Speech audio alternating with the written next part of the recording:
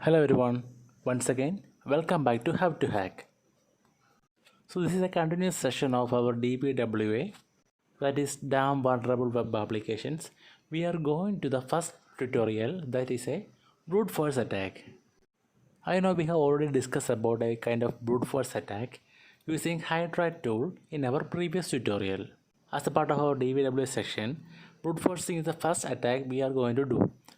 But here we will study three types of brute forcing. So to work with the brute forcing attack, first of all open the DVWA application, so which was previously installed in our machine. So before work with brute force attacks, you can see left side brute force is there, but before work with brute force we have to enable we have to lower the security level. First of all, you can see the security level is at a impossible level. We have to change it to low. So we will try all of these three possible methods. First of all, we are going for the low one and select the brute force attack. So we are having a login page here.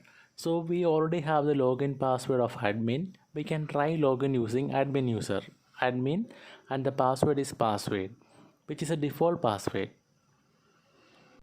So we have login to admin account, but we don't know which all users are there in this account. So we are going to find out. You can see a small image is given below. So right click on this image and open this image. Now we can see the image is there, but the interesting thing is at the URL. This is the path of the image. We are going to avoid the image name, that is admin.jpg, and we are going for the directory. It's interesting, these images are in the directory. So if you check around, each image have the username, the admin 1337, like that each of the username is given as the image name.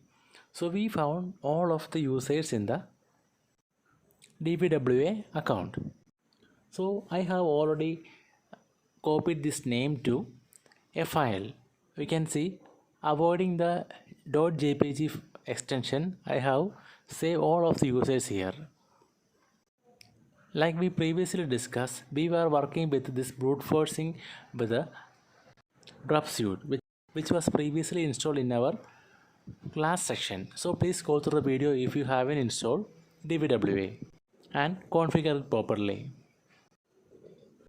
So I'm first of all opening my Burp suite Pro in my machine. So in your Linux machine, Burp suite commercial will be pre-installed. You can work with that also. So first of all, open the Burp suite and now enable the Foxy proxy in your browser, which was previously installed by us, and open the proxy and switch on the intercept in the Burp suite.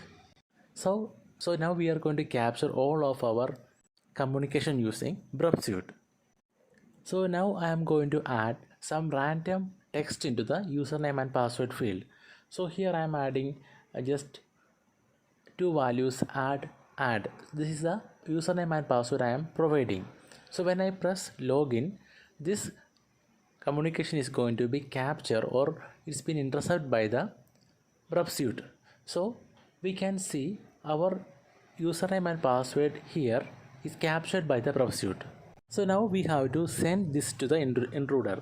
Right click and send it to the intruder. So intruder is a place where we are going to perform brute force attacks. We can see there are two fields, username and password. To perform brute force attacks, we have to have a set of passwords and username. So we already have collected the username. Now we have to collect the password. I will tell where we can find the passwords. And also we already discussed about Crunchy tool, where we create our own word list. But now we are going to find some common passwords. For that, just open a browser and search for common password list in GitHub. So you can see we found the password. So just copy this password and now we are going to feed into the Burp suite. So here in intruder, we have two field to attack, that is the username field and the password field. So first of all, we are going to clear all of the default selected areas. So press the clear button. Then after, we have to select the place where we have to inject the payload, that is the username and password files. So we have two areas here. First of all, select the username area and then we have to go for the password area. So we have to change the option from sniper to cluster because sniper is only focusing on only one field. So currently we are focusing on two field. We have to go for cluster and we are importing the username field. Okay, first of all we select the payload as 1, then we select the payload, that is username. Then after we are going for the password. So password is already been copied from the site. Now I am going to paste this to the Burp suite.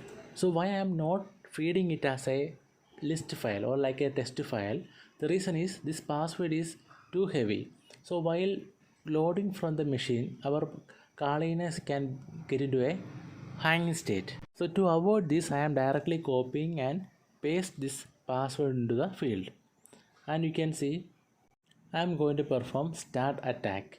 When I perform these attacks, you can see they are trying all possible username in the text file and also trying all possible passwords which I have pasted. So whenever a username is success, we will get a response like a welcome or success. But if it is incorrect, we will get some message like invalid or incorrect password. So we can search using a term incorrect or success to find which all passwords are being found. So first of all, you can see the username of admin was, the password of admin was password itself. So while we open, we can see we are getting a success response. If we go into any of the wrong passwords, we are getting incorrect as the response. So we can try one thing. There's a search field here. We can search the term incorrect there. So if any of the response which matches with the incorrect, which means this password is wrong.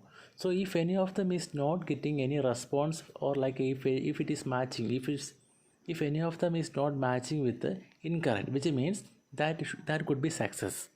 We are searching with the native terms because here we can find a lot of wrong passwords and only few successful passwords. I'm going to search with a native term that is incorrect. So I can find all of the incorrect password and I can find right password also. So you can see here it is incorrect is matching. So it means it is incorrect password. So next case we can try here. So there is no match cases, which means it is not incorrect, it is success. So we can check this is the right password. So this is a low level security attack on brute forcing. This happened only because there was no validation. So if there is a number of validation like a number of password attempt is 3 or 5, then it will not be possible to perform these attacks. So I hope you understand how to perform brute force using Burp suite. In the next video we will continue with the advanced topics.